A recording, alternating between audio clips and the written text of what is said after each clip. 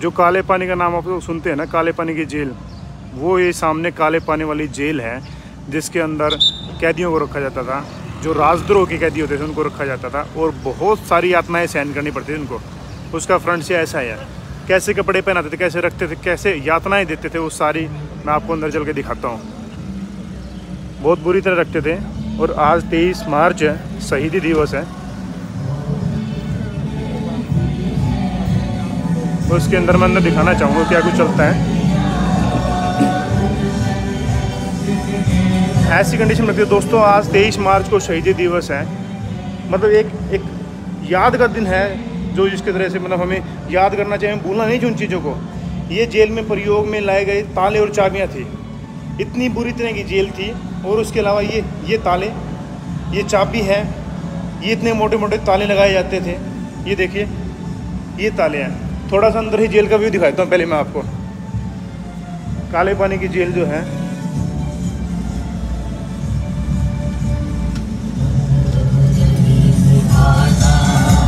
आज 23 मार्च में जैसे यहाँ प्रोग्राम चल रहा है, वो सामने जो काले पानी की जेल ये है। पूरी अमर ज्योति में चलती रहती है। और यहाँ मैंने देखा पूरे भारत में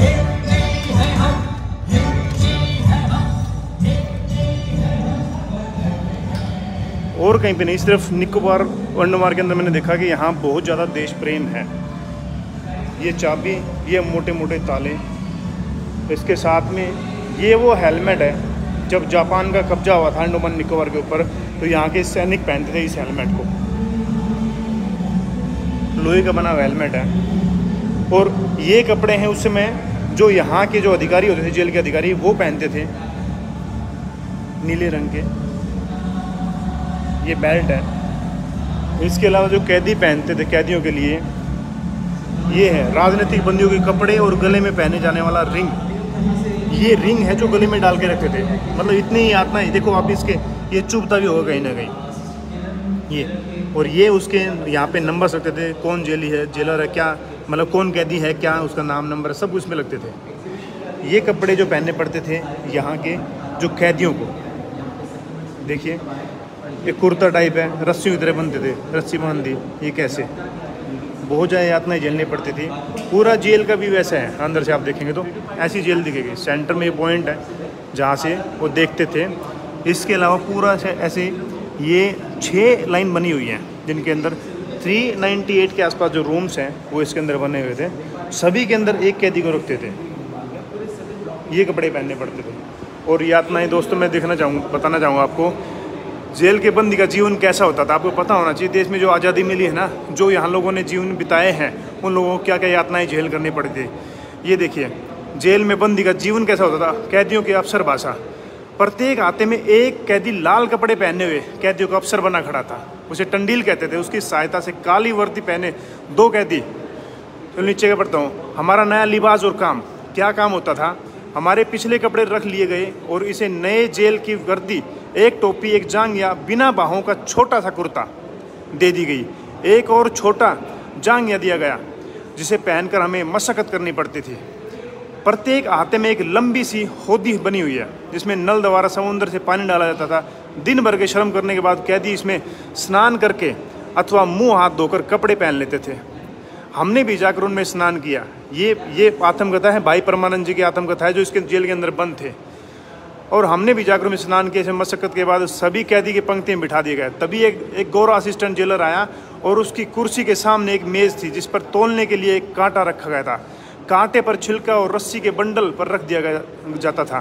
तोल सही उतरने पर उसे एक और फेंक दिया जाता था। कम होने और गीला होने पर अथवा काम में सफाई ना होने पर उसको अफसर को टंडील धमका देता था। इस तरह से बहुत ज़्यादा दिक्कतें होती थी बंदी का जीवन में। यहाँ पे ये सबसे एक मार्मिक है। राम सिंह जी जो जेल के अंदर बंद थे, ये देखिए ठाकुर राम सिंह जी, उनकी आत्मकथा में क्या लिखा है। जेल में बंदी का जीवन कैसा था। इस जेल के लिए जो कानून बनाए गए थे ना, कैदियों को आपस में मिलने की मनाही थी। आपस में कोई कैदी मिल नहीं सकता था। अलग अलग वार्ड में कैदियों को 6 बजे खोला जाता था। सभी वार्डों को वार्ड बने हुए थे। शौच आदि के बाद स्नान नहीं करते थे। उन्हें मामूली नाश्ता देकर कोल्लू से 25 सेर तेल निकालने का काम और 15 सेर रामबास कूटने का काम दिया जाता था। इस पे ये लिखा हुआ जो पढ़ रहा हूँ, ये काम बहुत कठिन था। इनसे राजनीतिक बंदियों को बहुत अधिक कष्ट होता था। कैदियों से रात के 8 या 9 बजे तक पूरा तेल निकलवा लिया जाता था, तभी रोटी दी जाती थी। खाना बहुत ख़राब होता था। दिन में 5 बजे ही कैदियों को कोठरियों में बंद कर दिया जाता था। इन कैदियों के लैट्रिन बाथरूम के लिए टीन का डब्बा रख दिया जाता था, सिर्फ कैदी के उनको सिर्फ उसके अंदर ही। और मच्छरों से बचाव के लिए कैदियों के लिए कोई साधन नहीं था। और सबसे देखो कितनी शर्म की बात है कि लैट्रिन और बाथरूम के लिए जेल के अंदर ही डब्बा रखा जाता था। जेलर बड़ा ही निर्दयी और अत्याचारी प्रवृत्ति का था। छोटी छोटी बातों पर कैदियों को काल कोठरी या बैंतों की सज़ा देता था। बैंत मारता या काल कोठरी में डाल देता, ये ऐसी आदमी। और इसी के संबंध में इन्होंने क्या किया, इसके अंदर जेल के अंदर भूख हड़ताल किया था। ये देखिए, ये पोजीशन थी उसमें जेल कैदियों की। और ये जेल ऐसा कुछ दिखता था 1913 देखो ऐसा दिखता था। अब उसके रंग पेंट हो गया, लेकिन ये ऐसा उस समय दिखता था। और यहाँ पे उसके बाद भूख हड़ताल हुई। भूख हड़ताल के बाद भूख खाना नहीं दिया गया, लोगों ने काम के लिए मना कर दिया, इतना ज़्यादा काम होता था कि फिर भूख हड़ताल से बहुत से हमारे सैनिक वो मर भी गए थे। सैनिक का नाम है, बहुत से हमारे जो स्वतंत्रता सेनानी इनको कहूँगा मैं, वो मर भी गए थे। ऐसी कंडीशन है, मतलब कितने सारे यहाँ पे, यहाँ महावीर सिंह हैं, भूख हड़ताल और 3 राजनीतिक बंदियों की शहादत, मतलब ऐसे भूख हड़ताल की वजह। और लक्ष्मीकांत शुक्ल जी की आत्मकथा में लिखा, देखो इस तरह से तेल पीस निकाला जाता था। ये कोल्लू है, यहाँ एक सैनिक खड़ा हुआ है और यहाँ हमारे राजनीतिक द्रोही, जिनको बोलते थे विद्रोही, वो खड़े हुए हैं। ऐसी सजा होती थी। और यहाँ पे फिर आए नेताजी सुभाष चंद्र बोस का आगमन हुआ था।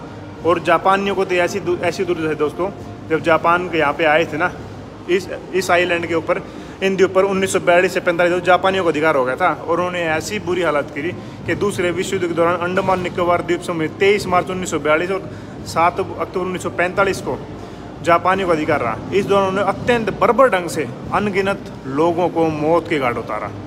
अनेक शिक्षित लोगों को, जिन पर अंग्रेजों के लिए जासूसी करने का शक था ना, गिरफ्तार करके सेलोर जेल में बंद कर दिया गया तथा बाद में गोली से उड़ा दिया गया।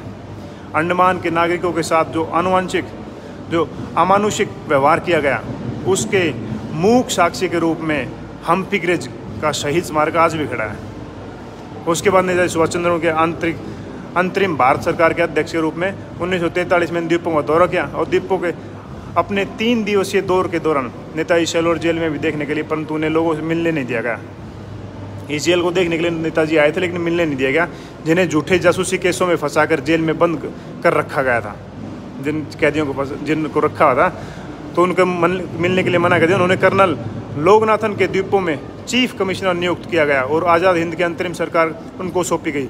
इस दौरान जापानी सेना का कहर जारी रहा, और जिसे आज भी स्थानीय लोग भूले नहीं है दोस्तों।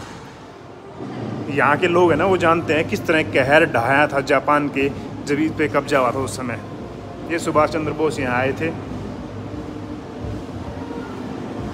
और इसके अलावा ऐसी पोजीशन है, इस समय देखिए ऐसे काम करते थे ऐसे कैदियों को, ये उनकी यादों के लिए, मतलब उन यात्राओं को जो झेलते थे ना, ये उनका ये है। आज भगत सिंह राजगुरु का है भाई, बिल्कुल भगत सिंह राजगुरु जी, ये पता है हम लोग भूल चुके हैं भाई इनको। इनका शहीद होना, इनकी मेहनत और इनका जो समर्पण, देश के प्रति समर्पित होना, ये कभी भूला नहीं जा सकता। ये स्मारक बना हुआ यहाँ का।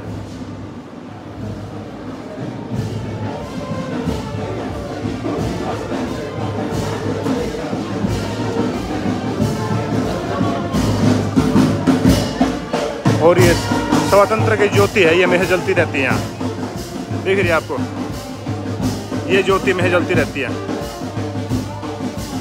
एक वहाँ सेम टू सेम ज्योति है, वो जलती रहती है।